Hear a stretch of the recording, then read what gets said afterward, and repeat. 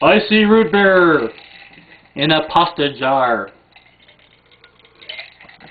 I would use my tin cup, but it's rusty.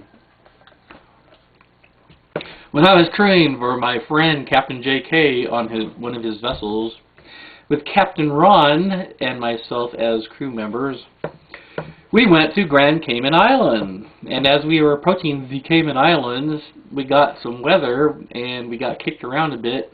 And the dinghy on the fly bridge somehow broke loose from its lashings. So Ron and I went up there and we secured it and went below.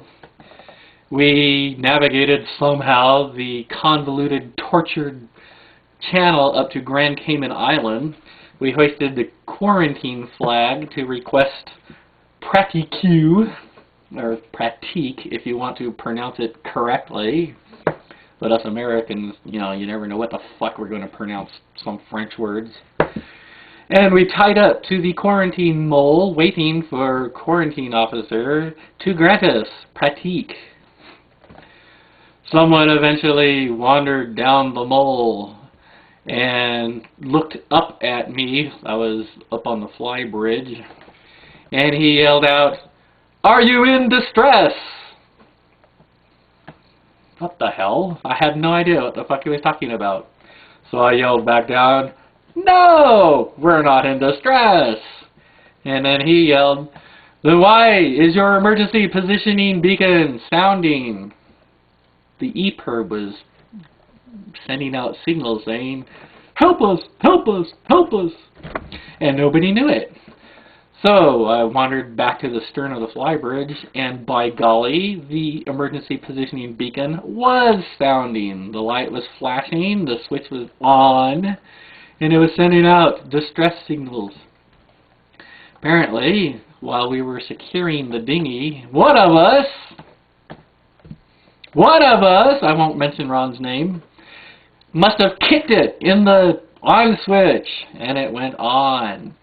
Not only that, but somehow the lashing for the beacon was bent and twisted, and the beacon was laying on the deck, rolling back and forth with the swell.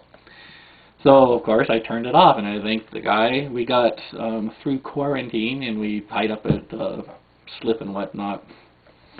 Oddly enough, when we left Grand Cayman Island and headed towards Key West,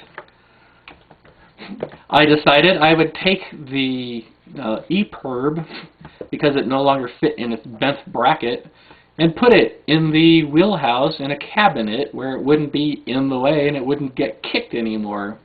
I made sure the switch was off and put it in the cabinet, and then off we went to Key West. Somewhere along the line between the channel between the Keys and Cuba, the EPIRB turned itself back on. The first inkling we had that the EPIRB was sounding was in a Coast Guard jet went screaming up over our mastheads, and over the radio we hear the sound of the boat we were on, the name, and words such as, "This is Flight Commander so-and-so, United States Coast Guard. Are you in distress?" God damn it. So, of course, radio back, "No, we're not in distress." And by that time, of course, the jet had long since passed us, probably in Albuquerque by then, and circled back and made the request again, "Are you in distress?" So very quickly, the master of the vessel keyed up and said, "No, we're not in distress! Why are you asking us? Why are we in distress?" And then the jet, of course, was back in Los Angeles. Third time, the jet comes back and says, "Your EPIRB is sounding." Boy, did we feel silly. Turned the EPIRB off, of course, and we motored into Key West.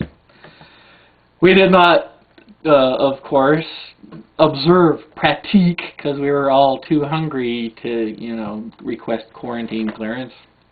But that's another story.